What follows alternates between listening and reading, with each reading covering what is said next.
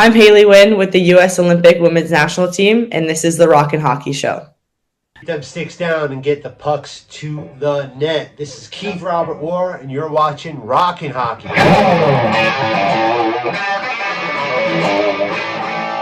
This is Rockin' Hockey. Hey guys, I'm Claudia Heuser, and this is the Rockin' Hockey Show. This is hockey, the way it should be. Welcome to the Rockin' Hockey Show. This is the Rockin' Hockey Show. Rockin' Hockey Show. This is Rockin' Hockey Show. This is Rockin' Hockey. Hey, this is Blue Hockey, and you're watching Rockin' Hockey Show. This is the Rockin' Hockey Show. This is the Rockin' Hockey Show. Hey, what's up, hockey and rock and roll fans, and welcome to the Rockin' Hockey Show. Hey, if this is your first time watching the show, I am Maxie, and yes, I am rocking my Iron Maiden shirt because this show kicks. If it's your first time watching the show, make sure you polish up that Gordie Howe elbow and smash that subscribe button. Because this is the show where great hockey content, great music collide. Also, make sure you check out our podcast on all major podcast platforms, including Apple and Spotify, where you get to hear us, and you can listen to the podcast anywhere. You don't have to watch it. So if you're listening at work, you're in the car, sitting on the toilet, whatever you need to do, all right, you can listen to the podcast, or you can watch the show here on YouTube. I want to thank DJ Goldstein from Lake Superior State University Men's Division I Ice Hockey Team for being on our last show. Man, what a great show it was having DJ on. Make sure you check out that interview. This show, holy moly, we have, what a great guest, her second time on the show, from not only the Boston Fleet of the Professional Women's Hockey League, but Haley Winn from the U.S. Women's Olympic Hockey Team. And as we shoot this video, the women's team is playing live over in Milan as we speak. Go USA. All right, Haley joins the show for the second time and takes time out of her busy schedule before she headed out to Italy to share some hockey stories with us, to talk about courage, to talk about confidence, to talk about her focus on making the Olympic team, her dream of playing the Olympics, and what it takes to get there. Go Team USA, go Haley. Also, make sure you check out our skill development session filmed right out back on the ODR. It's all about puck skills and puck handling. If you haven't done it already, make sure you check out our merch on Etsy.com. Just go to the Rockin' Hockey Show. Hey, let's say hi to the band.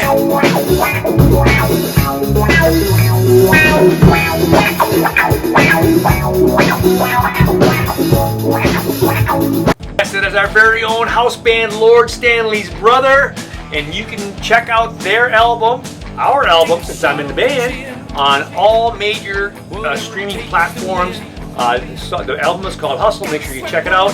7 great songs, and it just so happens they're all about hockey. Hey, buckle up that chin strap, tighten up those skates, because this is the Rockin' Hockey Show. This is a show where the hockey rocks.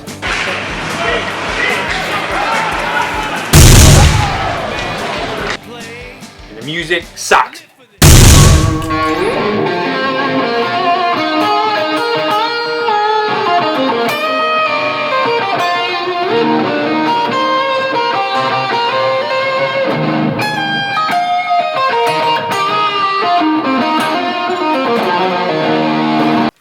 Take it away, Lord Stanley's brother.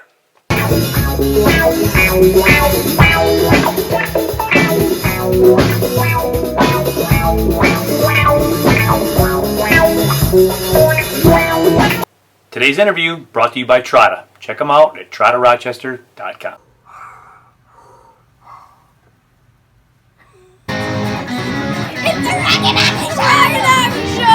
In the Olympics. So we're gonna touch on some mental toughness. So I mean, seriously, you're leading the league in scoring right now. How have you changed your mental toughness to do that, or is it just luck? It's pass first mentality. Honestly, it's I don't really think about it when I'm out there. That's probably the smartest thing I did was stop thinking and just react and play. Don't think, just do. Who says that? Don't think, just do. Come on, we've covered this like 100 times. Who says that? Yoda. Not Yoda. Maverick. Maverick, man. Maverick from Sun. Can you tell him that by the way, we are going live here. Can you just explain that not everybody remembers all movie quotes every second of the day? Yeah, I actually get in trouble with that this year because my D partner is a huge movie quote girl. So don't think, just do. Tom Cruise, Maverick said that. Yes, and then Miles Teller said it to him in the second movie at the end. Maverick is a second movie. I know. I just saw it and I watched it again. But Haley, I think, is this your third time on? Second time. Yeah, second time. Oh, you might have been the first 3 time. No, Hunter down the first 3 times on the show. Yeah, you're second. You're right behind him. So I'm going to tease that. So Haley, before we get, first of all, welcome to the show, Haley Winn from the Boston Fleet of the PWHL and the U.S. Women's Olympic Hockey Team. Wow. Welcome to the show. Thank you. Excited to be here. Listen, I got to tell you, and we're going to talk about this in a second, but thanks for getting up and get out of bed this morning. You had a game last night. Yeah, great game. We both watched the game last night, but when you were texting me this morning, I'm like, wow, she got out of bed pretty quickly this morning. So I thought maybe it went to like noon or something, but. Yeah, it was a late night, but I can never get a good sleep after a game day anyway. So great game last night. Too bad your one assist got taken away there in the very early of the game, but they did take it away. Well, they took her, so they scored on the power play. Her teammate was interfering with the goalie, which when I watched it, I thought it was interference as well, but. A judgment call for sure. Yeah, I think the stick got caught on her skate, so it kind of prevented the slide over. But it's hockey, but it was awesome. A great game last night. That's actually, I think, my 5th game to watch now. But it seems like, were you guys playing Toronto like a week ago at home or at Boston University? I think not Toronto. It would have been like Seattle. That's who it was. It was Seattle. Yeah, it was Seattle. So, but that was an awesome game too. That was a really good one. Yeah. No, all the games are tight, which is fun. And we had the great double bonus last night. I'm watching your game. I'm like, hey, Kiara's out there too. I didn't even know she was on Toronto. I should have, but I was thinking she was on a different team. I texted out, like, we get to watch Kiara and Haley at the same time. So awesome job. So before we get into anything else, Haley, let's talk about what you've been up to lately. Now, you've been a very busy person. Give us a quick snapshot of what the last year of your life has been like. Definitely been busy. Graduated from Clarkson, so that was big, and then congratulations. Graduated in May, and then the draft happened in June. So found out I was going to Boston, and then it's kind of a tease because you find out in June, you don't start the season until November, so you have like so many months. Like you get so excited, and it was definitely a tough summer when you're like skating, alone or with like 2 other girls in all of like September and October. So it was an adjustment. But during the summer, I was mostly focused on, we had a lot of USA camps because it's an Olympic year. So we had tryouts in August, September, October. We're getting together as a team, and then moved to Boston in November, had a few rivalry series until the season finally started up. So I've been in Boston since November, and then obviously, like you said, we found out about the Olympic team on New Year's Eve, so a little while ago. So just trying to finish out these 2 games with Boston before Italy. When do you report? And where do you report to? We report the 29th, so our last game's the 28th. We fly out the next day and meet as a team in JFK. And then just fly over as a team to Italy. So we don't really do like a pre-camp or anything in the States. Just I think with the PW schedule, I think it couldn't really work out. So we're just flying over as a team to Italy. Well, and how did that? Like, I know you've been playing with the women's national team since you were a sophomore, correct? If I remember right. Yeah, U18s and stuff. Yeah. Yeah. So then you've been on the national team with the women's for a couple years. So how did that actually? Was it really a surprise to make the Olympic team? I mean, obviously you were very hopeful, but you've been playing well in the rivalry series when I do watch. So it had to be kind of like one of those things where you knew, but it was still that phone call is the phone call, right? Yeah, you always have you'd like to think you have an idea, and you have conversations with coaches, and like you said, you get feedback and stuff. But it's different. You definitely don't want to be too sure until you see your name on the roster, and I think the Olympics is just such a bigger deal, another step. I mean, a world championship is amazing, and I'm so grateful I've had those experiences. But like, I've talked to a lot of girls on the team, and they're like, the Olympics is just a whole nother level, and it's a whole nother experience and whole other preparation that has to happen. So obviously the phone call is just kind of a breath of fresh air, so you can kind of just play hockey now and not have to focus on that. Well, we were joking about it before you came on, Haley. Was it a phone call that you got to find out you were on a roster, or did you have to do like in youth hockey where you have to go on the website and see if your name is on the roster? Your number. Remember? Yeah. Yeah, it was a FaceTime with our GM. So okay, great. Hey, let's take a break from the interview to check out these Rockin' Hockey highlight goals. First one, great breakaway goal by Colin Graff.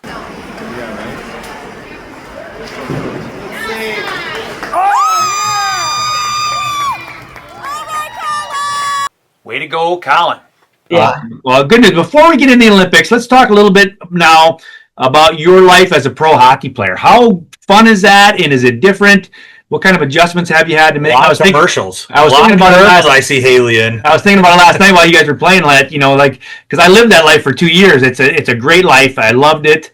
Are you enjoying it? And how much different is it for you from coming from the college life to the pro life now? Yeah. No, obviously it's awesome. Like, I'm playing hockey for a living. It's still kind of crazy that I'm able to do this. And, it still like catches me by surprise. It's like, I can't believe that I just have to go to the rink and come back, and that's the day. But definitely an adjustment. I think there's a lot of things that, from the outside you don't realize, just all the travel, and you come home from the rink at 2:00 and I'm like twiddling my thumbs. And so there's definitely adjustments that, you don't think about when you're coming in. You're just so excited to get to play hockey for a living. And it's been great though. I mean, the girls are great. Our coaches, our culture, and our staff, like, I can't say enough good things.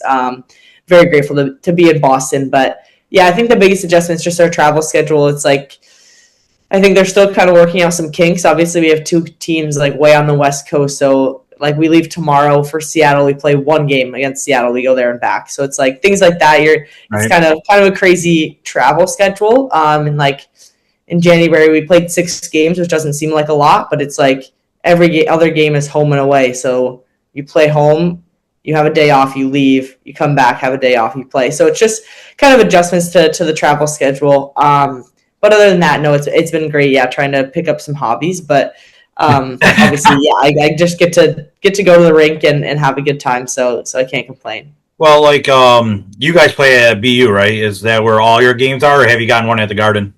No, most of our games are actually at Songa Center in Lowell, at UMass Lowell's. So that was last night. And then we play like 4 at Aganis. That's like preferred just because it's closer to the city and, obviously easier to get to. And then we have 1 in TD in April. Oh, awesome. Yeah. Mm-hmm.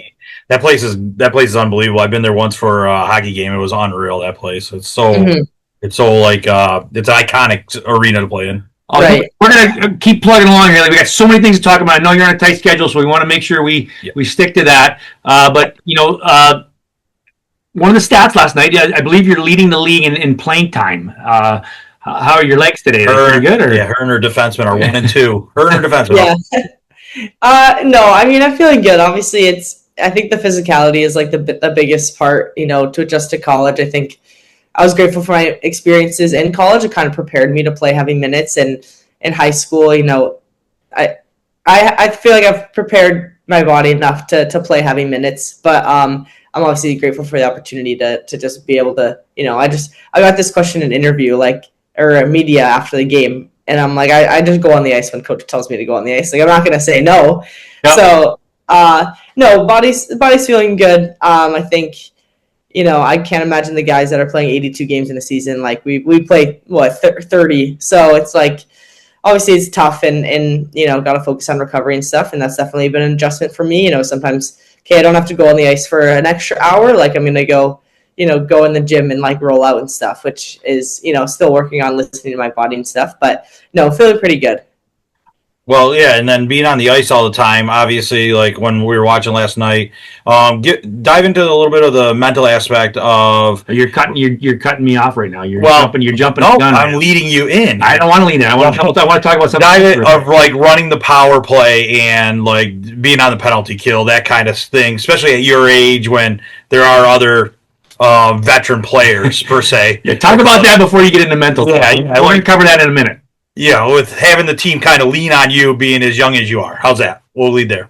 Yeah. I don't know. I think I'm grateful for the experiences I've had on the national team. I think that gives me a little confidence, and but it is something, mentally that you have to wrap your head around, because it's like, you don't want to walk in and just be given these opportunities. You have to remember, like, I've earned them and I've worked for them, and yeah, I mean, the veterans are so great, and everyone has really taken us under their wing and showed us the way. And I think that's the thing about pro hockey. If you deserve to be on the ice, they're going to put you on the ice. There's no, in high school or college when there's seniority and stuff like that.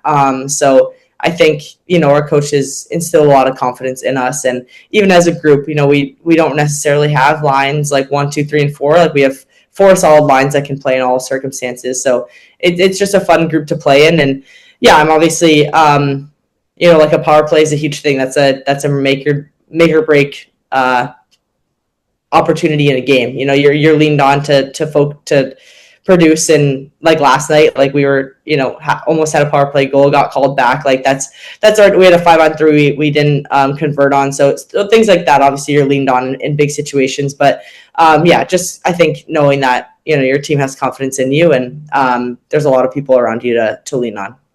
Check out this next end-to-end rush by our very own Wesley Maxime. Wesley's been a host on this show a couple times. What a great goal.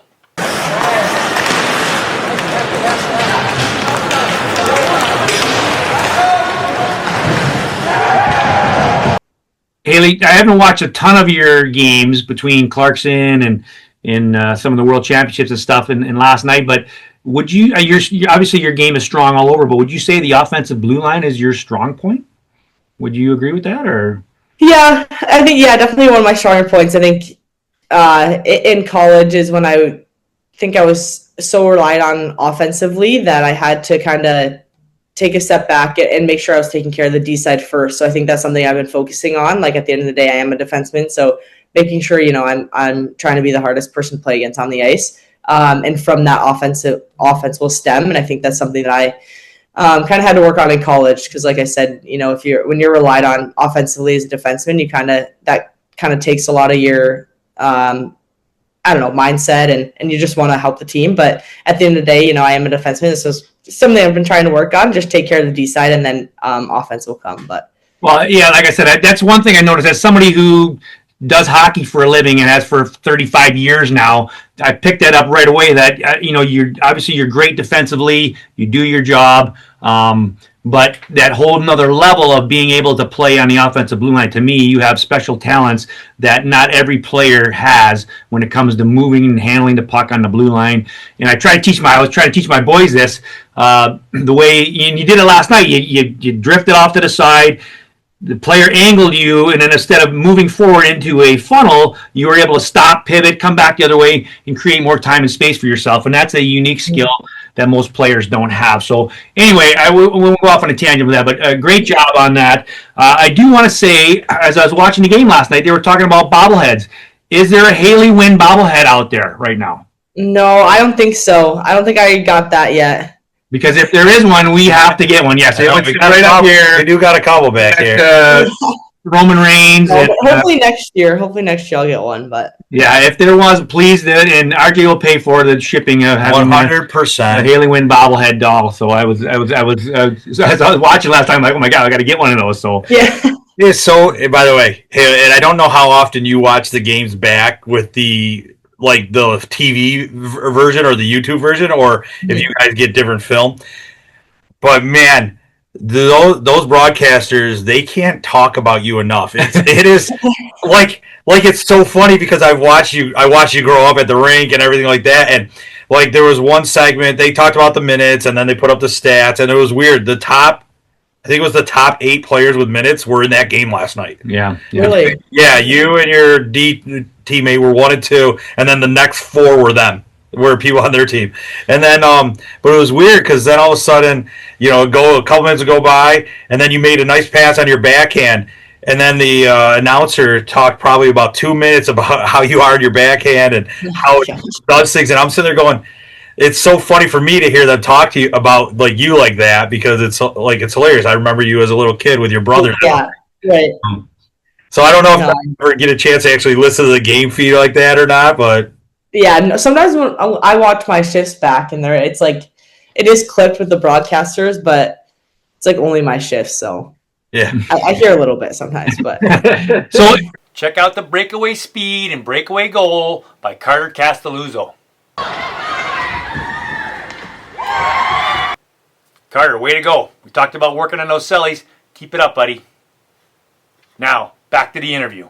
Before we get into the Olympics and the mental part of the game, one last thing about you're leading your team in minutes. Well, I don't know if you knew this or not. It might have been on SportsCenter this morning, but RJ is leading his league in points right now. I don't know if you knew that or not. really, Over 45 league. RJ is leading the league in points right now. I have a very similar Haley stat line. I have 2 goals and 13 assists. wow, impressive, RJ. Well, I haven't played hockey with a buddy of mine, Coach Ferrari from Victor. Mm-hmm. But we've always used to play together, and then we haven't played in 10 years now. And then all of a sudden, we get on a line together, and he's just scoring goals like crazy. And his kid asked me about it one day, and we were looking at it, and he had 8 goals, 0 assists, and I had 0 goals, 8 assists. And it was he's like, Dad, pass RJ the puck. So you just need a little time off. Yeah, that's all. I just needed, Well, the reason I brought that up, Haley, is because last time you were on the show, I don't know if you remember this, but we talked about you and RJ doing a little one-on-one action. We talked about you going against the top players in the world one-on-one, and I said, well, you haven't gone against RJ yet, and we haven't done that because of your busy schedule. But this summer, when you're wearing a gold medal around your neck, we're going to get together and we're going to have a little one-on-one competition with you and RJ. So all right, sounds good. I am not good one-on-one. I'm an assist guy. I need a teammate there, but we'll set it up, and he gets closer, he's just going to dump it in and go for a change, probably. Yeah. Listen, between the Maximus and the wins, we could probably get a good 4-on-4 game going on. Oh, yeah. Throw RJ in there a little bit. So one last thing before we dive in, and Haley's brother had a big-time summer, too, and I know he was on TV, but your other brother, who also played college hockey, has turned to the dark side. He now refs. Tommy is a referee. Oh, boy. And I don't know how Haley feels about that. No, I mean, his decision, it's just, he's crushing it. He has to realize, what comes with that. There's a lot of pressure. Nobody likes the refs ever. That's a lot of dark energy putting that striped jersey on. So. So, listen, Haley, I know you're in a tight schedule, so we only have a few more minutes here, and I want to keep you longer than we promised. Let's talk about the Olympics, and it's the biggest stage you can get. I want to talk about the mental toughness that it takes to prep for that. Like right now, I mean, you must be just chomping at the bit. Are you nervous? Are you excited? Are you stressed out? Talk about a little bit about the mental toughness it takes, not only to be a pro hockey player, but to prep for something like the Olympics and what it takes for you to put, when you're lacing up your skates, what kind of games are you playing with yourself to get in the right frame of mind so when you hit the ice and you're playing Team Canada for the gold medal, that's got to be mind-blowing. Yeah, no, I think obviously all those emotions I'm feeling all those emotions. I'm obviously super excited, obviously nervous, but I think, I don't know, to be honest, I don't think it's really sank in yet 100% just because I haven't been with the girls and we've been in Boston. So it's kind of been helpful, I think, though, just trying to stay present. We have 2 more games here in Boston before we head out. So just trying to stay present, but also grateful, I have 2 girls on Boston that are going over with me. So I have them, to ask questions and advice too. But no, I think mentally, again, like I said, I'm very grateful for the experiences that I've had that have kind of taught me, I think, prepared me mentally. I think the biggest thing is just being confident and knowing that, you're here for a reason and that, you don't have to change your game because, the stage is bigger by any means. You're playing the same game. It's the same game, you've played since we were 5 years old. So I think that's the biggest thing, is just playing with confidence and knowing you're there for a reason. And obviously it is the biggest stage in the world, but you have a country behind you. I think that's also the biggest thing. Not, there's pressure, but there's also so much support from your teammates and obviously the staff. But when you take a step out, like you have support from the whole country. So obviously knowing who's in your corner and leaning on them. And obviously I'm super excited my family get to make the trip over, and obviously I'll be leaning on them. And I think that's just the biggest thing is, being confident in your abilities and knowing that, you were in that spot and just playing the game that you've played your whole life. But I love what you said, that you to be confident because you're there for a reason. It's not random that you made this team. They didn't just pick RJ out of nowhere and say, RJ, you're on the Olympic team. And he's like, oh my God, I don't belong here. I'm in the 45 and over league. But you're there because you're one of the best players in the world. But telling yourself that while you're sitting on the bench in between shifts or while you're lacing your skates up, it's got to be tough. And how is that? How from your progress from BK to college to Division I, World Championships, to now coming up to the Olympics, has your mental game has it changed, or is it just you've had to just focus in more, dial in more? And I know we don't have a ton of time to talk about it, but just the mental aspect of what you go through your journey here, especially coming up from youth hockey.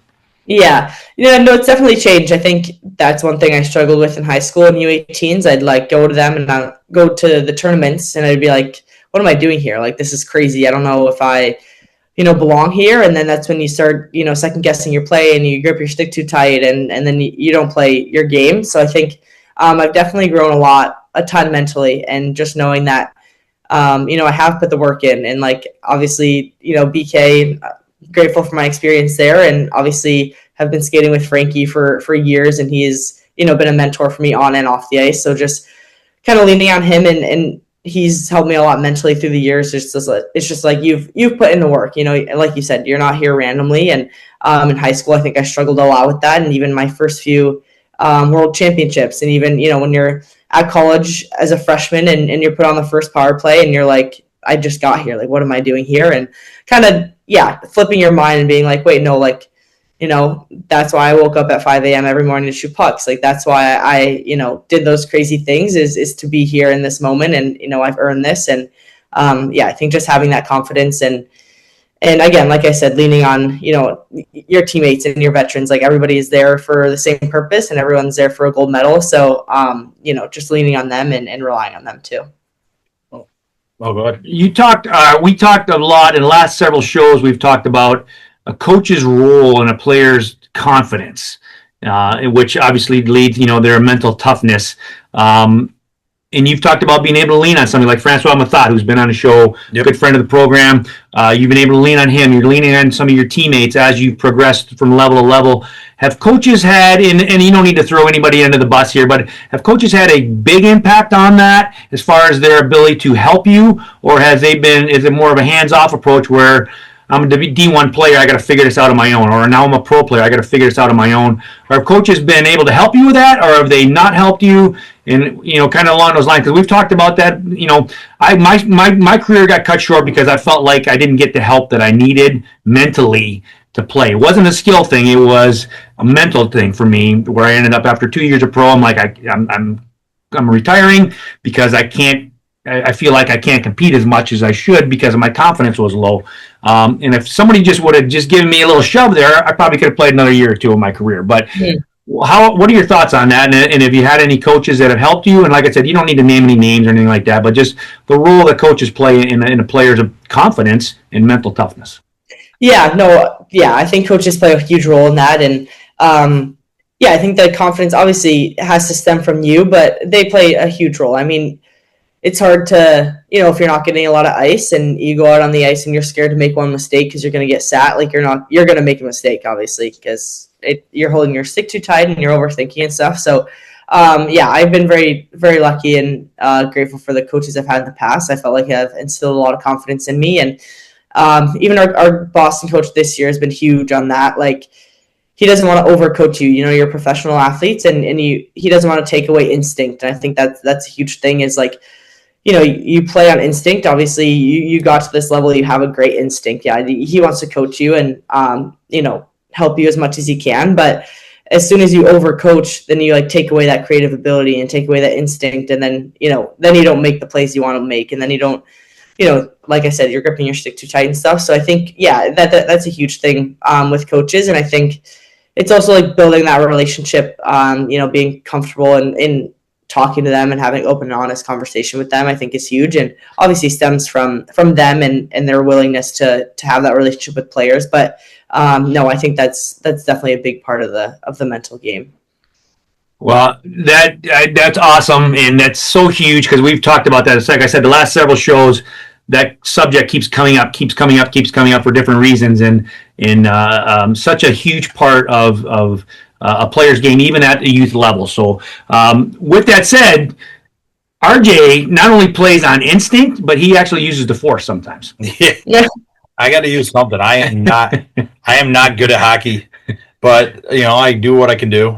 So I can listen. I know I'm good at passing. I'm good at face-offs. So we joke around all the time. I'm a fogo. I'll take the face-offs and go right to the boards. Like get out of the middle of the ice. Get out of the way. Stick to your identity. That's good. Yeah, so, hey, Haley. On a less serious note, we always talk music here. So now that you're a rookie, is it back to being no say on music in the locker room, or some of the vets give you a little bit of music time in there? No, actually, they've relied on my roommates quite a bit, rookies, for music. But I've always kind of just stayed away from the aux and the music. Not usually. So what do you ladies use to get you pumped up for a game? Is it the same stuff that Dave would listen to, Iron Maiden, or is it club music? Right? Club music. I don't even know. Yeah, like some throwbacks, a lot of remixes.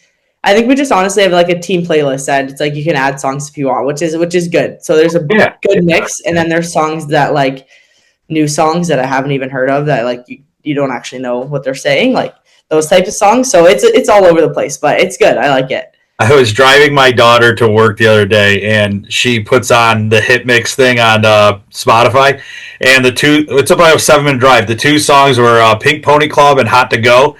It could have been, that had to be the best 7-minute ride ever for her, music wise, in the car.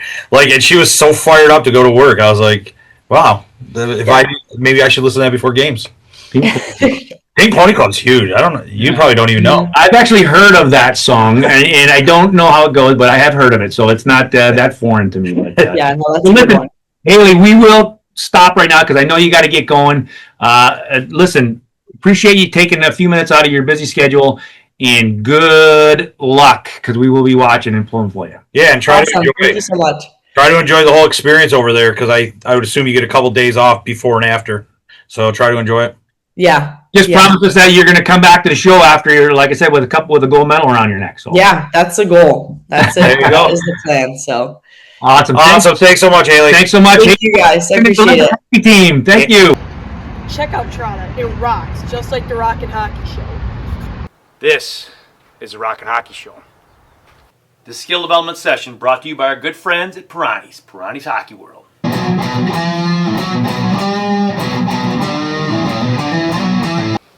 Great puck skills drill to help you work on soft hands, good balance, and great puck control. As always, good stance, good grip, hands out front, let's go. Notice how I use my legs and my body to support the fake and to support the ball as it moves side to side. As always, I want to anticipate my next move, so I want to use soft hands and have my body ready to gather the ball on the other side so I don't turn over possession of the puck. This is a great drill that you can do on the ice or off the ice for better puck skills. Let's rock. This is Rockin' Hockey!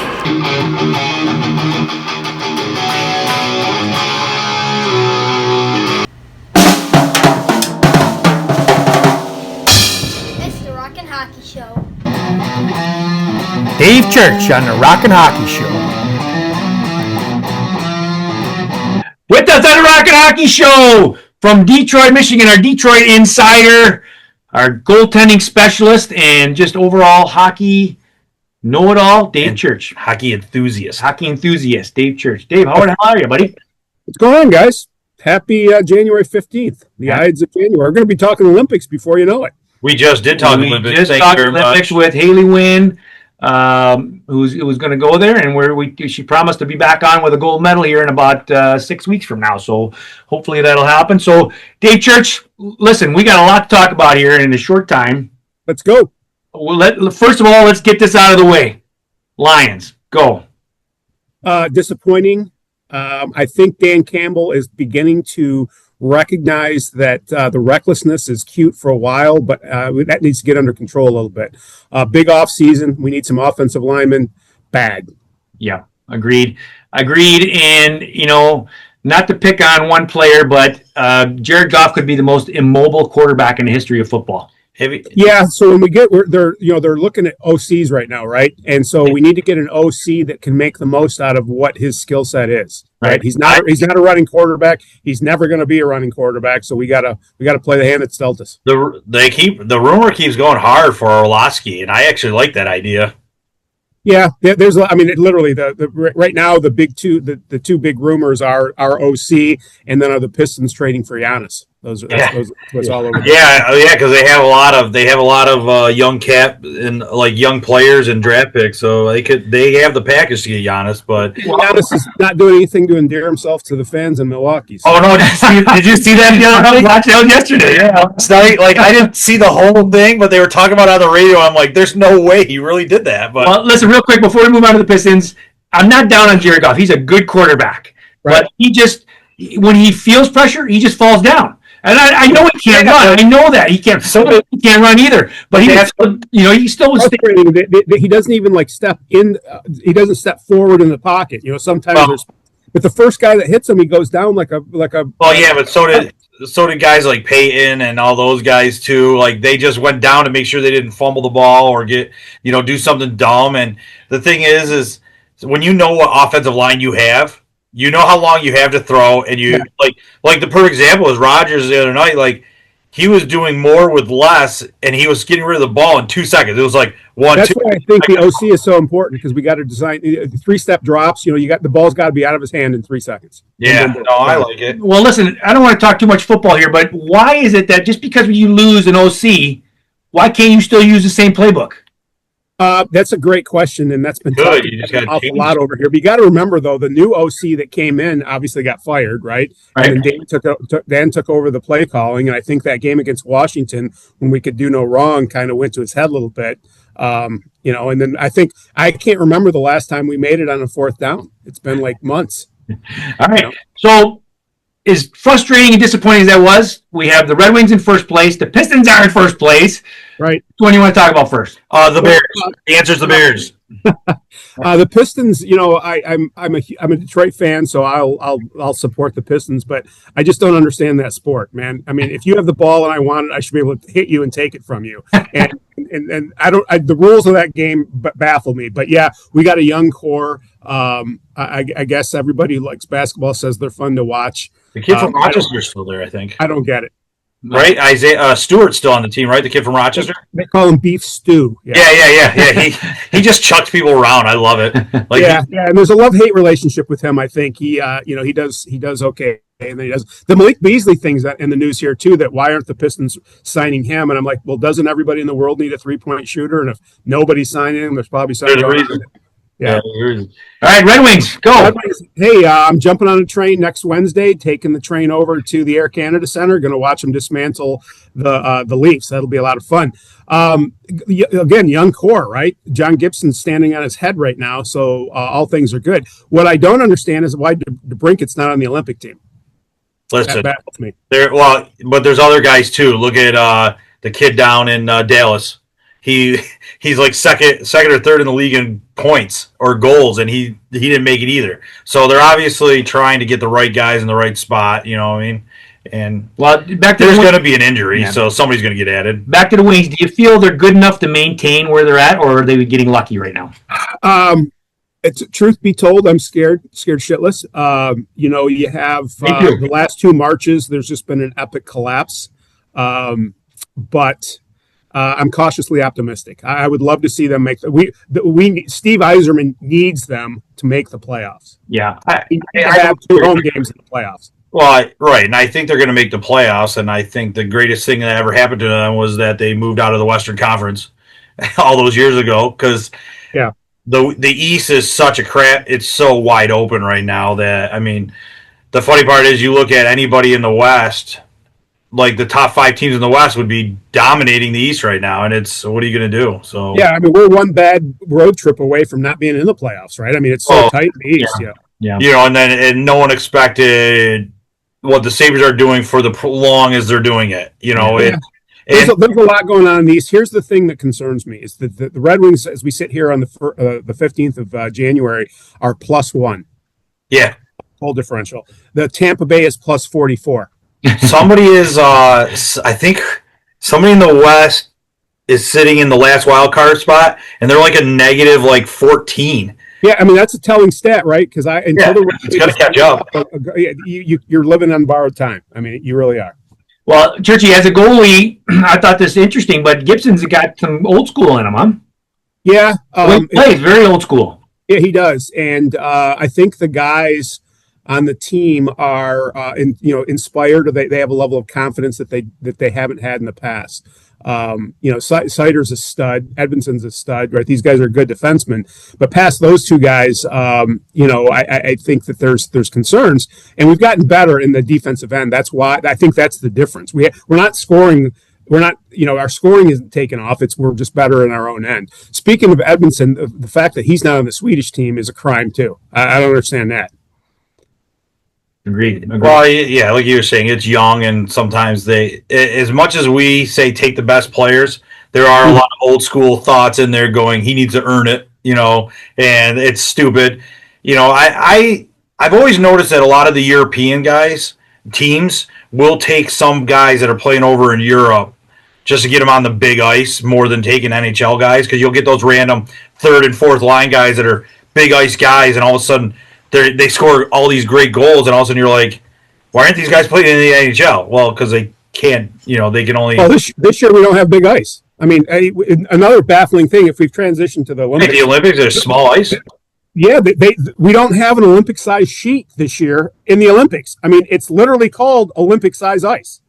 And this year it's not. I didn't realize they were going small ice. Yeah, they've got an NHL-sized rink. In fact, the Bettman had his underwear in a wad because it's 4 inches shorter than NHL specifications, right? Yeah. So there's concerns over that. But the point is it's not Olympic size, which I don't understand. The only reason Olympic size exists is for the Olympics, and we're not using it. And a lot of the U.S. colleges are getting away from Olympic-sized sheets too, because kids want to play in the NHL. The Olympics are a once every 2-year thing or whatever. And so, Anchorage still has one, but Wisconsin got away from it. The schools are just getting away from that because the kids don't want to play on that size of sheet. And I don't know if you guys have played, but that's a lot of ice, man. We did that up in Barrie.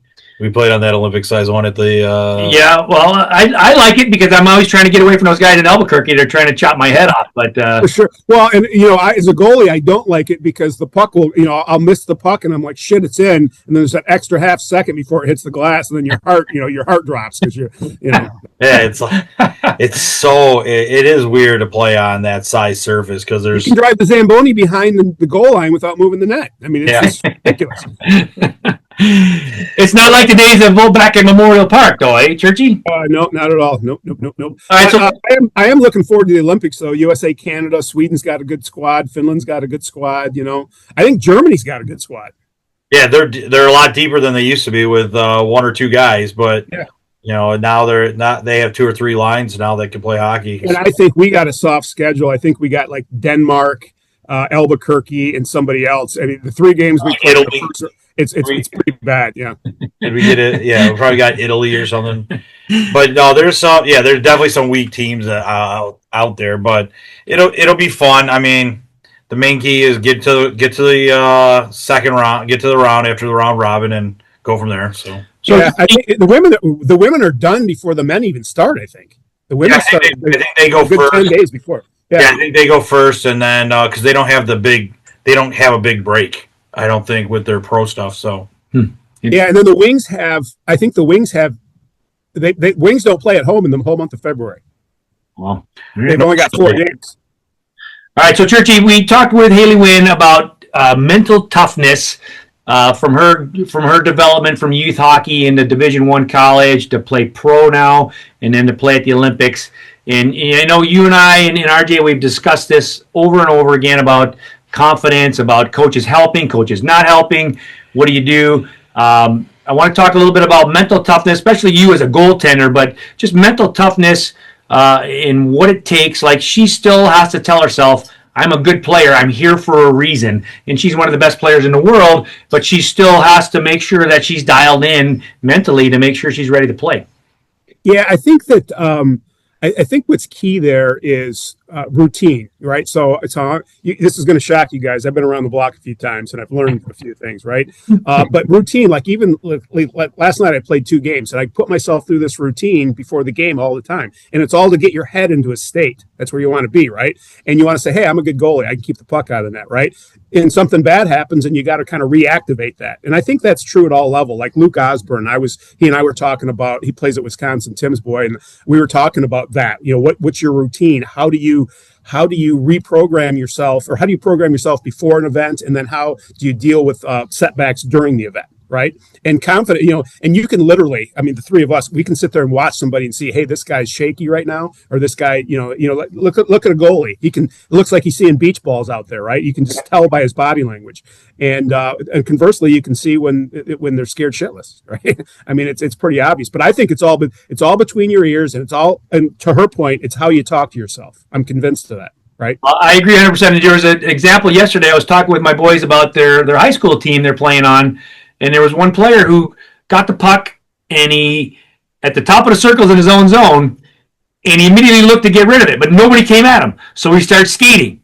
Right. About 10 steps. And I was at a good angle where I could see his face. He didn't want the puck, but nobody was coming, so he just kept skating. And then another 10 steps. I want to get rid of it. Nobody came at him. He kept skating. And he went through all the way to the far blue line, and I could just see the tension mounting. And he got to the far blue line where he's got to make an offensive play.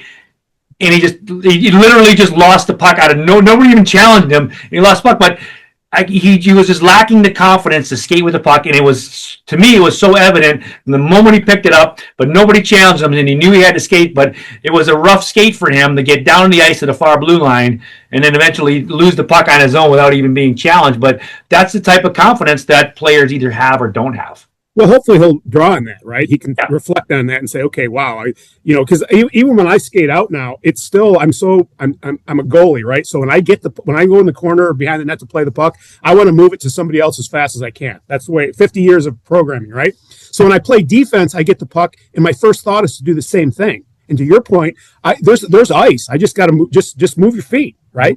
And then you slowly start to get that. So now I'm kind of in this dual space where when I play out or play goalie, I gotta say, hey, it's 2 different things. But yeah, confidence and self-talk are, not only hockey, just life, right? But it's so important, and like I said, we relate back to the youth levels, and this is where parents and coaching can come in and say, hey, look, I know you're struggling right now. Keep it simple. All you have to do is move your feet, and that makes everything better. I know it sounds kind of silly, and it sounds very simplistic, but it really is the thing. Just move your feet. And I've tried to teach that in my 100+ years of teaching hockey. Is your first instinct when you get the puck is not to look and see what's going on. It's not to pass it to somebody. Move your feet. Whether you take 1 step or you take 50 steps, move your feet and then decide what to do once you're done. That applies to when you don't have the puck too, right? I mean, a lot of guys will sit there as a defenseman. I'll get the puck and I'll start to move, and I got 3 forwards that are flat-footed. I mean, what am I going to do with that? Right? Because if I got the puck and you move, you might clear up a lane for me to move into, right? I mean, we have skates for a reason. So yeah, that's good feedback. But hopefully the kids will learn from that. Well, I hope so. Arj, what do you got? I glide most of the time, so it's good though. But technically, that is moving, right? Technically. So no, you're right. It's like I didn't grow up playing hockey. Where I learned the game was watching it, and believe it or not, Sega. Like I watched a ton of hockey. I played, a ton on the video games. when I started playing hockey, I was a grown adult, and I'd be out there late at night with Dave when he's getting ready for the Vegas tournaments or stuff like that. 2:30 league? Yeah, no, this was late. This was like midnight 30, right? Like you'd get as many guys going out to Vegas with you guys, and he needed bodies, so I'd jump on there and learn with him, and then Luke, of course. But like by picking it up and listening to people on the bench who have played, like just a simple, like when I'm on the wing and I see the off D get the puck and I start curling through the middle and the other winger's not moving, it's like, but if you do the same curl I'm doing, one of us is going to be open. Instead, we have 5 guys on the one side of the ice. So it's like, it's kind of funny for me where I'll watch and I know that these guys have played hockey and they're not moving, like you're saying, they're not moving their feet. But meanwhile, a guy who never really played until he was older has picked up where to go and find open ice. And it's just funny to me. But all right, switching gears, Churchy. Iron Maiden coming to Toronto this summer. Nice. Last time we had a good time. I remember that. Yeah, you guys will need to be putting on a lot of Ben Gay to go to that one. We'll definitely need mental preparation for that. I played a charity game on Saturday night. I played for the Detroit Police Department, played against the Michigan Department of Corrections. And they had a rule for the game, which I love. There were no penalties. Every time somebody got an infraction, it was a penalty shot. Oh, nice. Yeah, we do that the for fans loved it, and it moved the game right along, man. Wow. Now, conversely, it was 2 20-minute stop time halves, which is way too much hockey for my age. But I love that. I mean, just knowing how most police games go, police and firemen, there was probably a lot of penalty shots. I would imagine there were 7 penalty shots, and then we went to a shootout. I would expect it more than that because normally those guys, it's like a bloodbath when they play each other. Yeah, it's lots of sticks, man. Lots of body work. All right, Dave Church, Slice of Heaven, as always. Good to see you, buddy. And you're going to Toronto on next week, you said, right? Jumping on the train, going to get right off the Air Canada Center, watch Austin Matthews, take it, and then get 2 points and get out of town. You should go right down to Buffalo. The tickets are cheap still, even though they're on a run. I found tickets for Monday night against Florida, $35 in the 100s. In the one. Now, wasn't Buffalo where the after the pregame skate one year the scoreboard fell onto the ice? Is that you guys? Yeah, that was like 12 years ago now. That was when they opened up that was right after. It was the first season after the Odd closed, right? It was right after Galsano bought the team. Yeah, wow. Right after that, so it was maybe like a year or two. They were putting in the new scoreboard, and it went up, and it came down. Somebody forgot to attach something. Yeah. There's like this little clip you stick in there. Yeah, it's like, what movie was that? Like in Mallrats, if you guys remember Mallrats, when he's like, just pull that pin and the whole stage will just collapse. Like one pin. All right, Dave Church, until next time. Remember, beer down. All right, peace out. See you, bud. See ya. Ciao.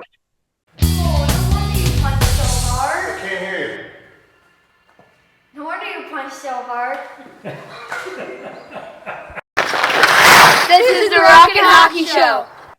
I'm Haley Winn with the Boston Fleet of the PWHL, and this is the Rockin' Hockey Show.